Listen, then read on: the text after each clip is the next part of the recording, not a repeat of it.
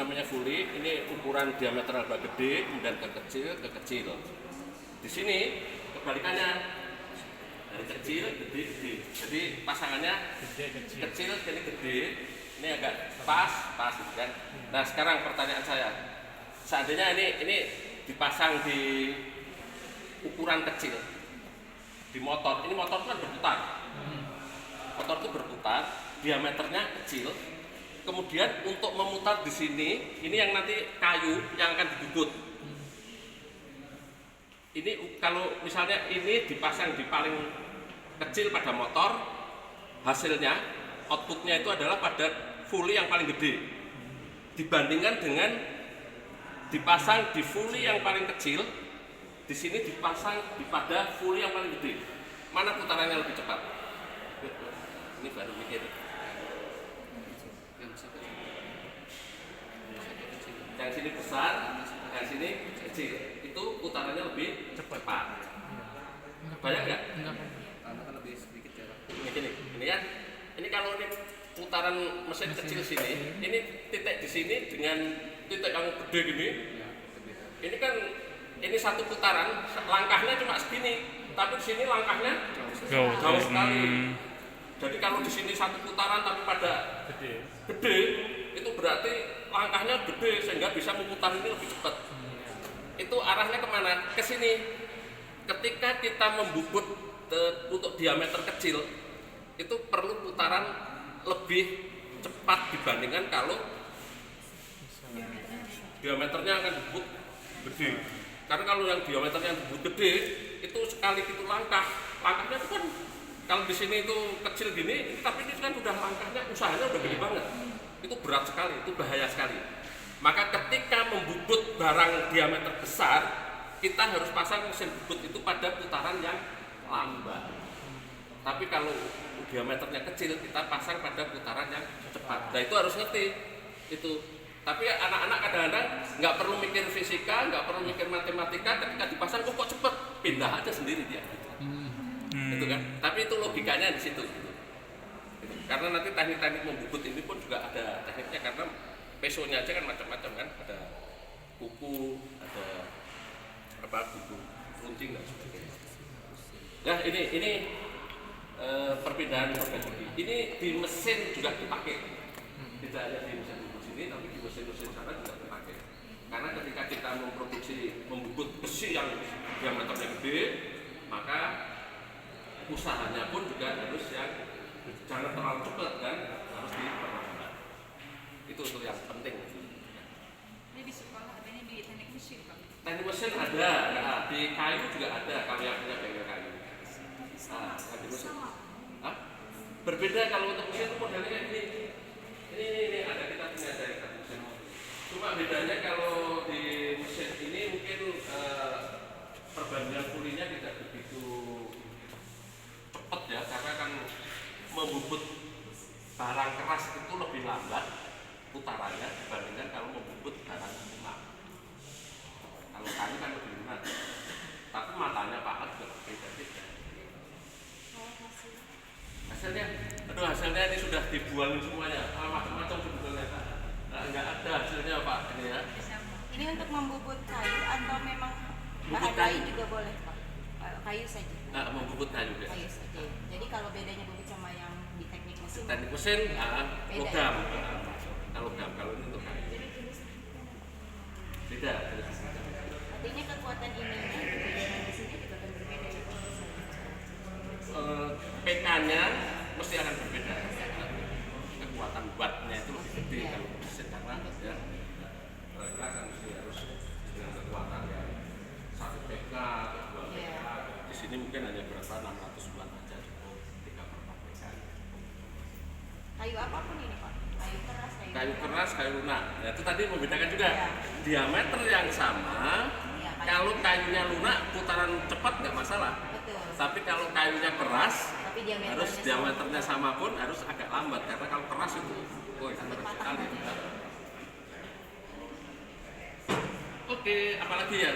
Jadi cara kerjanya cuma kayunya simpan sini. Kayunya disimpan di sini ada ininya Kali lagi. ini untuk Ini pemegangan Pak? untuk menekan untuk kan? as apa? pegangan kalau di atas kayu kan. Terus nanti di sini juga ada ininya lagi, ada piringannya gitu kan. Itu Ini apa Pak? Jepitnya? itu untuk ukur diameter Oh kayu. kan sudah dibubut ukurannya berapa, itu jangka luar ya, jangka luar kan untuk ukur diameternya sudah sesuai belum. Nah itu yang itu untuk yang di sini tuh ini dua, itu ada dua itu.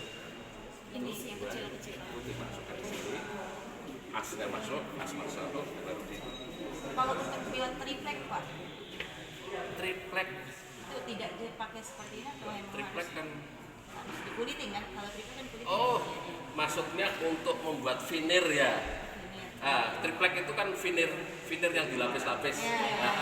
Itu mesinnya ada mesin, ada yang putar tapi ukuran gede, Kalau di Banten kan ada pas gede, gitu, kan? Itu terus nanti ada pesonya yang serong gitu. Nah itu untuk membuat veneer. Nah, veneer itu nanti ada perusahaannya kayu lapis tersendiri. Kita nggak mengolah yang seperti itu.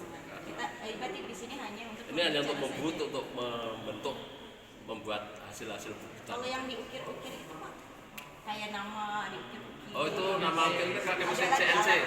Oh, Ada mesin CNC. jadi sama kayak mesin CNC juga Ah, ada. Tapi komputer kayu. numerik kontrol itu CNC.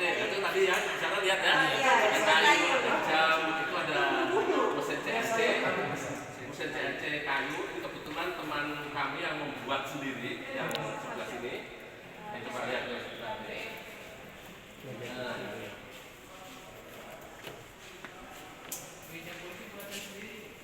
Iya ya kemarin dia kasih ya. Jelas juga. Ini mesin CNC yang ini rakitan sendiri, sama itu juga mesin CNC rakitan sendiri. Produknya itu tadi yang di meja itu tadi ada nama, ada jam dinding. Ini termasuk ini produk CNC di kayu. Untuk kayu yang digunakan Bapak, yang biasanya biar awet, tidak kena rayap Awet atau jati. apapun gitu Pak. Jati, mahoni, tapi paling awet jati. Jati pun sekarang kan susah nyari jati yang tua. Iya.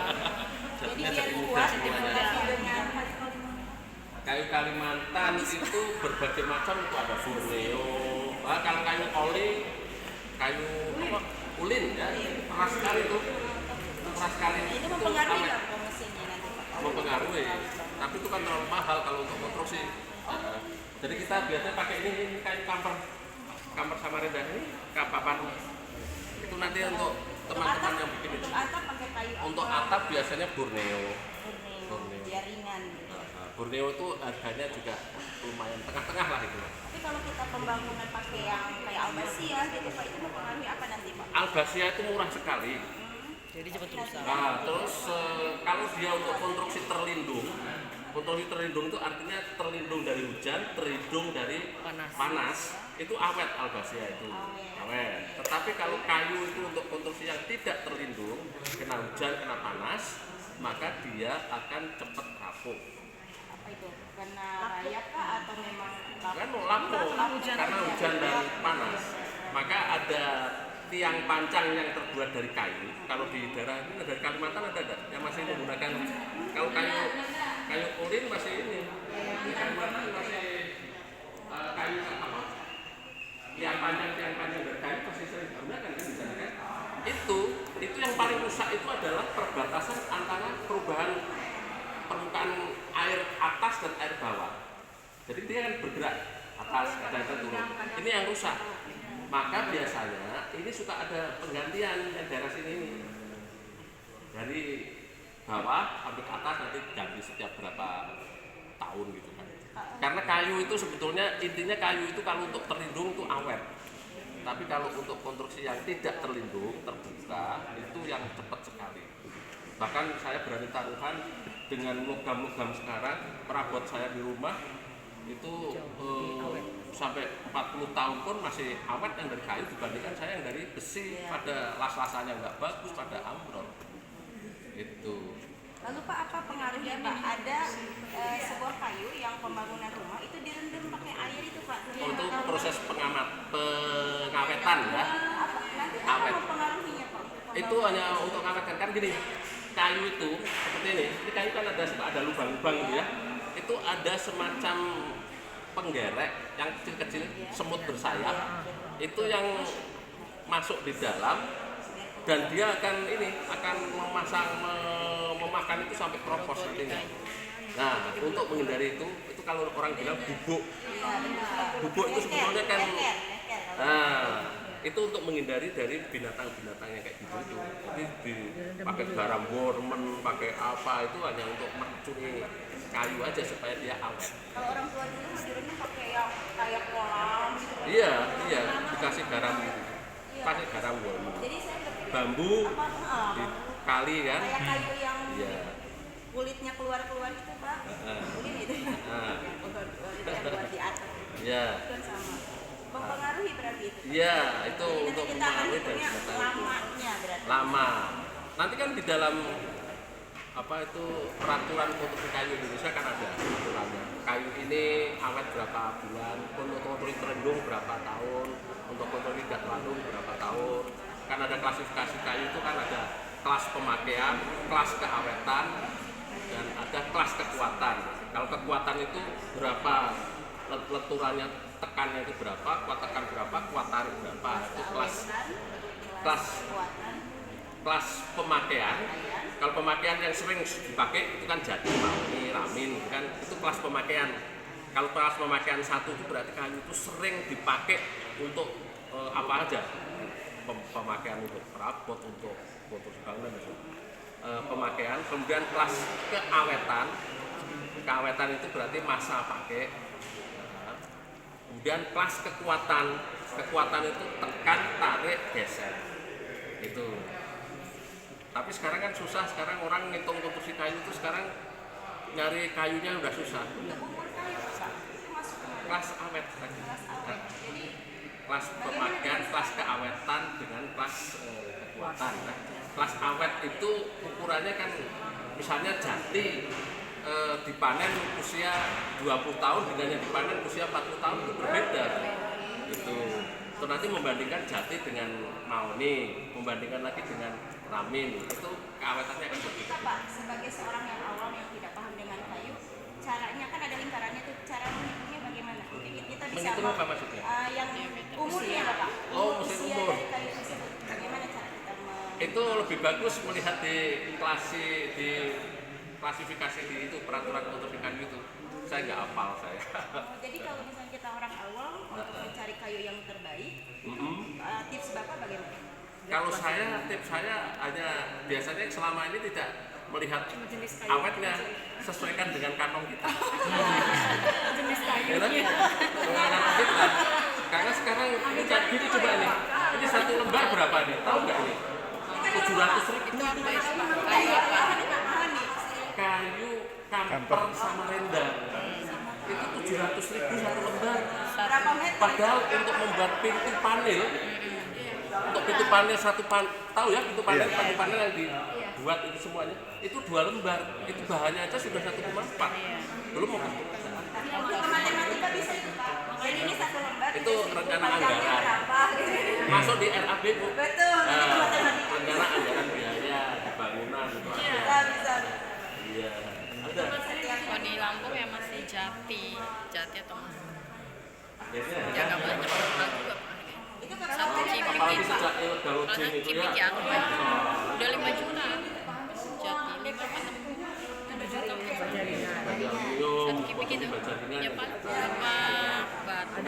Berapa lembar? Ya nggak udah jadi pekerjaannya dari papan atau menjadi kasur. ngawur.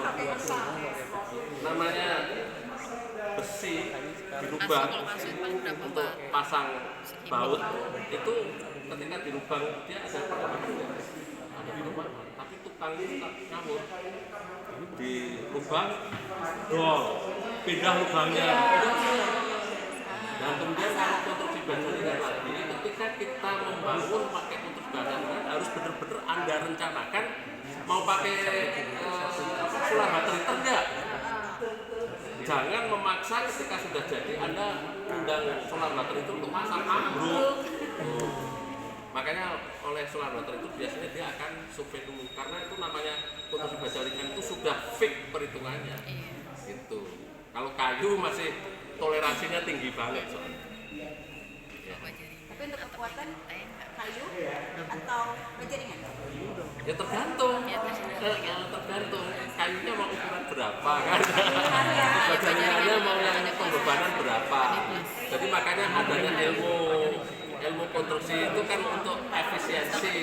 Jangan bajaringan tetapi mau gunakan bajaringan yang ukurannya gede padahal bebannya kecil. Itu sudah ada semuanya. Sudah ada perhitungan dan perhitungannya pun itu sekarang dipegang oleh untuk bajaringan sendiri. Cuma yang hati-hati ketika pekerjaan. Ya Bapak, pertanyaan ada beberapa lagi. Kan biasanya kita di rumah, lalu Bapak katanya kan kalau ada kayu yang kalaupun di luar dia akan dipengaruhi oleh cuaca dan lain sebagainya. Agar kita tidak tahu kesulitannya seperti apa. Untuk pelapisnya Bapak. Jadi agar melindungi kayu tersebut untuk cuaca. Iya. Apa itu? Banyak bahan finishing ya. Kalau kayu itu untuk pelapisnya itu kan bahan finishing. Nah bahan finishing itu sekarang produk bahan finishing luar biasa banyaknya. Nah kita sering bekerja sama dengan PT apa Pak Dede? PT Propan Raya. Propan Raya itu bisa cat tembok, bisa cat kayu, pelapis kayu, termasuk itu finishing kita juga sering pakai nitrosilose dari Impra kan. Jadi yang bagus Propan. Propan tidak, ada tinggi lagi. Ketika itu kristal coat, saya membandingkan. Kita pernah mengundang dari dua perusahaan, yang satu PT Propan Raya, yang satu kristal coat. Kristal coat itu juga untuk pelapis kayu, untuk finishing meja, kursi dan sebagainya. Ini dulu harganya itu selisihnya jauh banget. Ketika kristal coat itu Impra itu harganya masih 40 ribuan, itu kristal coat itu harganya sudah 400 ribu per kaleng. Tetapi kekerasannya untuk yang Impra itu hanya 3. Apa kalau kekerasan di dalam pensil itu apa? HB.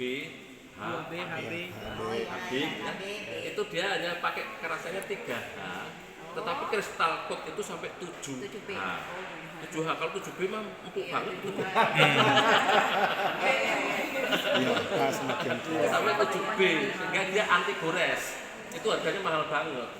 Makanya konstruksi perabot itu juga tergantung dari bahan finishingnya. Jadi jangan kaget kalau suatu ketika kita lihat pameran perabot, mahal-mahal sekali. Karena bahan finishingnya yang 7H tadi dia anti gores. Nah, kalau kita mendingan beli yang murah, belikan kaca, lapis kaca di atasnya anti gores. Sudah kan?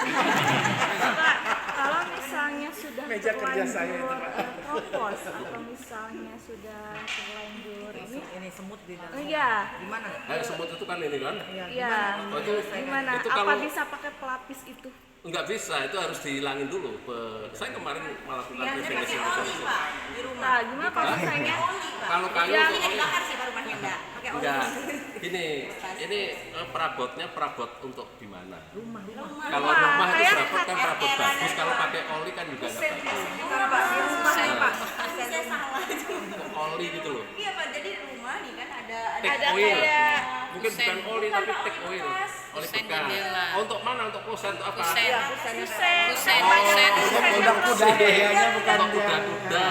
Kusen untuk interior. Bukan meuleum. Kalau itu mau pakai apa? Pakai Nanti di yang- kamar Apa yang minyak ter tanah? Bukan, ada tir, bisa ada minyak tanah yang apa namanya itu sih? Yang untuk pelapis itu kan hanya untuk konstruksi dan tidak akan dilihat kan. Iya. Kalau kau akan Maksudnya dilihat mempengaruhi itu hanya tinggal untuk gitu itu kan. berpengaruh memang. Berpengaruh ya. Kalau ini tadi kan kalau meja dimakan Pak. Sama Oh, ya. sama itu dimakan rayap, ya dijebol diganti. Terbalik. Kadang kan baru bolong-bolong sedikit gitu udah kelihatan gitu. Pak. Kelemahan gini, orang itu sekarang kalau kita lihat di perumahan-perumahan, namanya kita masang pintu, itu mestinya di bawahnya itu kan ini. ada itu yang sepatunya susu. Iya.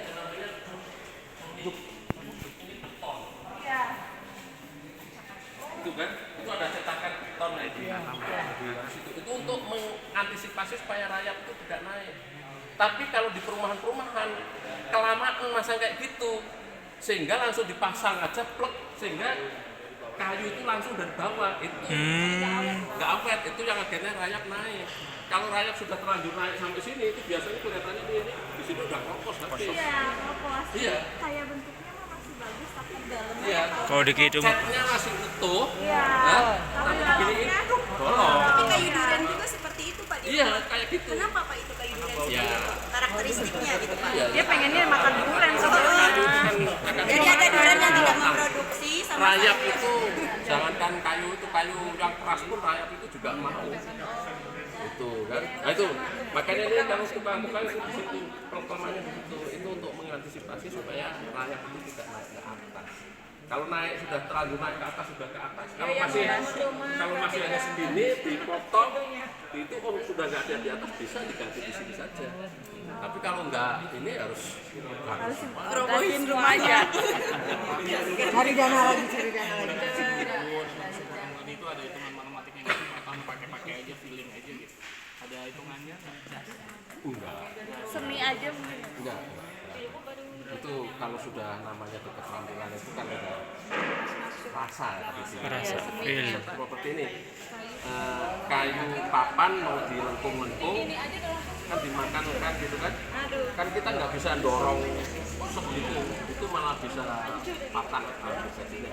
Karena terlalu kecil gesekannya, panas patah. Sehingga kita harus pakai, dia bisa makan itu kira-kira seberapa. Jadi jangan memaksakan dorong, tapi sekemampuan makannya dia. Sama kita menggergaji ini kan juga gitu kan. Menggergaji kan tidak harus ditekan ke bawah. Itu sebetulnya hanya dengan berat sendirinya gergaji.